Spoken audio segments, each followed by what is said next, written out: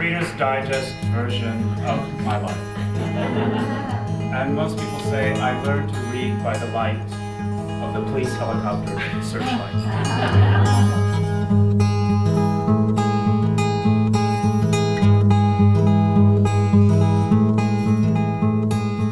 When I grew up, I was going to public schools. I was kind of this kid that grew up with a single parent. And she would always say, okay, there's a lot of mayonnaise in the refrigerator.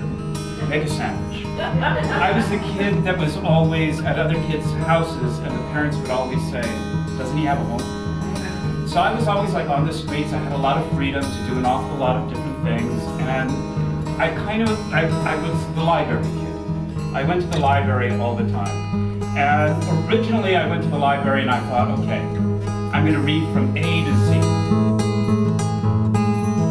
So Margaret noticed that I was reading everything with the letter A, and then I was going into the letter B, and she goes, what are you doing? I said, well, I want to read everything. She goes, you're going about it in the wrong way. Start with the Greeks and work your way all the way to the present. So she kind of guided me along in my education in art in a lot of ways as well. And then in middle school,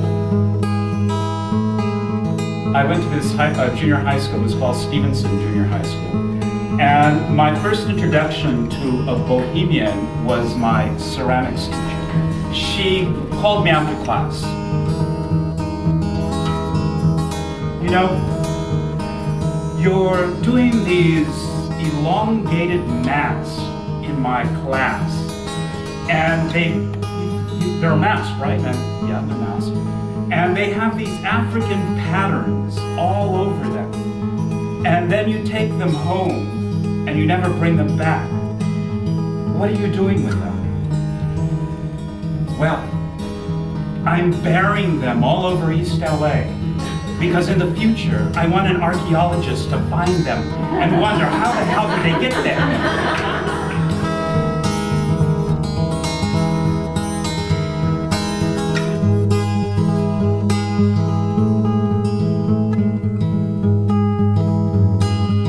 Romantic notions about high school. It was like hell for me. In high school, I wanted to be Marcello Mastroianni. I wanted the world to be like Le Dolce Vita or 8½, or some Fellini movie.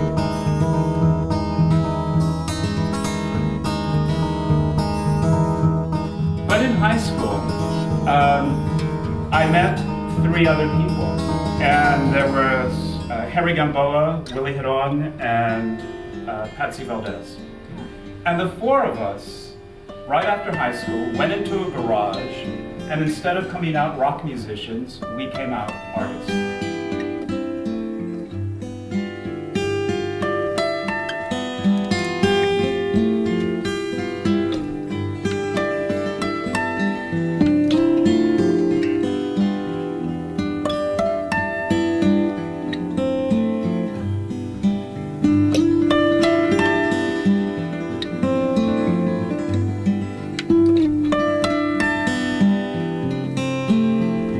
Young, so everything was like brand new. The world was our oyster, as they say.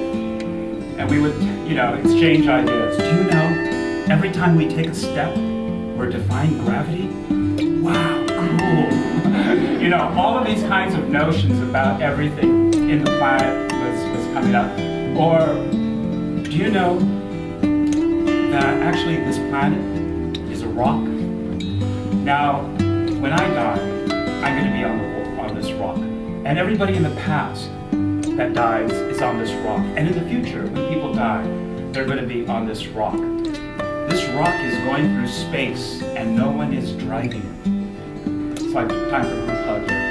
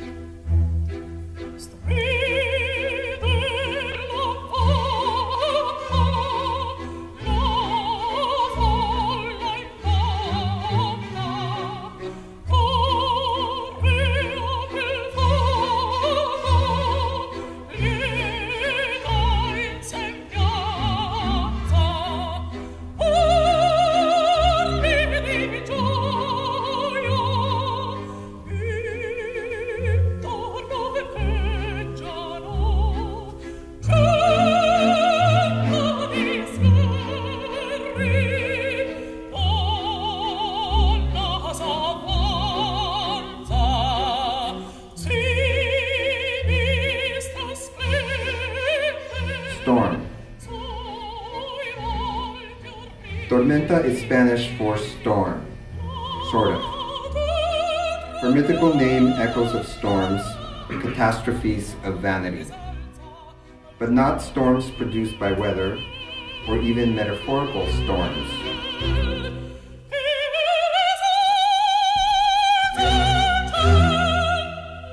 Rather, storms like the ones that lived and intoned inside of Emily Dickinson.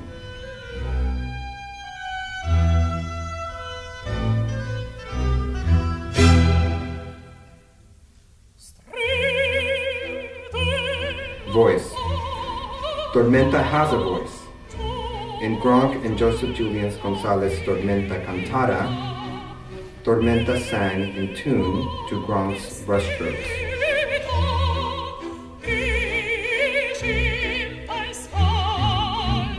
Longing. Longing is Tormenta's first language. Tormenta's dialogue is between herself and her image. That is why she is silent, in the realm of the visual. Memory. Tormenta evokes memory, the memories of so many screen goddesses. She lives in this ambience of memories, and by looking at her, so do we. Interior. Interiors are Tormenta's metaphorical geography. She is pure design in the spirit of the modern. Her form contains all that is hidden, unseen, in shadow.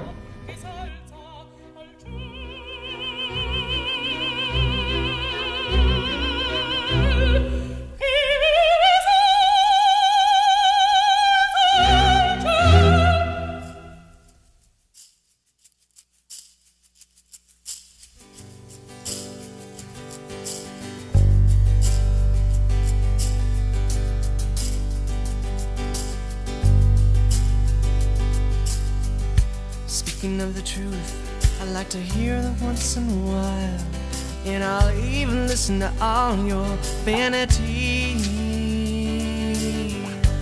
Utter lies are like butterflies, they just both die in a couple of days. Yeah, show me all your proof, put it right in front of my eyes, and I'll even listen to all your vanity. Utter lies are like butterflies, they just both die in a couple of days.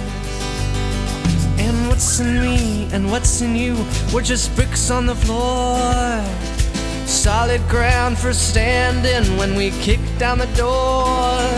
And it leaves my heart room for expanding on you. It gets to me, but you don't have to wait for me, because I'm already yours. Yes, tell me about your life, I'd like to hear that story again. Yeah, especially the part about your vanity. Honest words are like August 3rds, they just both come maybe once in a year.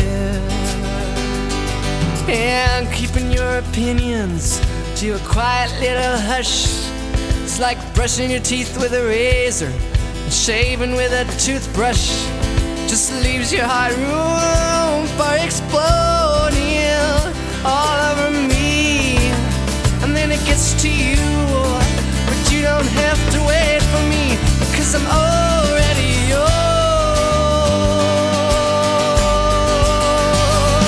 Yeah, tell me about your life, I'd like to hear that story once time. Yeah, especially the part about your vanity. Other lies are like butterflies, they just both die in a couple of days.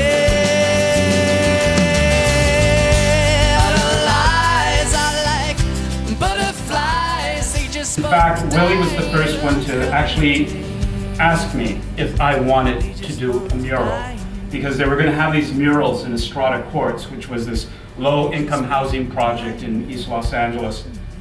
And when he said, "Would you like to do a mural with me?" I ran home and I looked up the word mural, and then I ran back and said, "Yes, I can do it."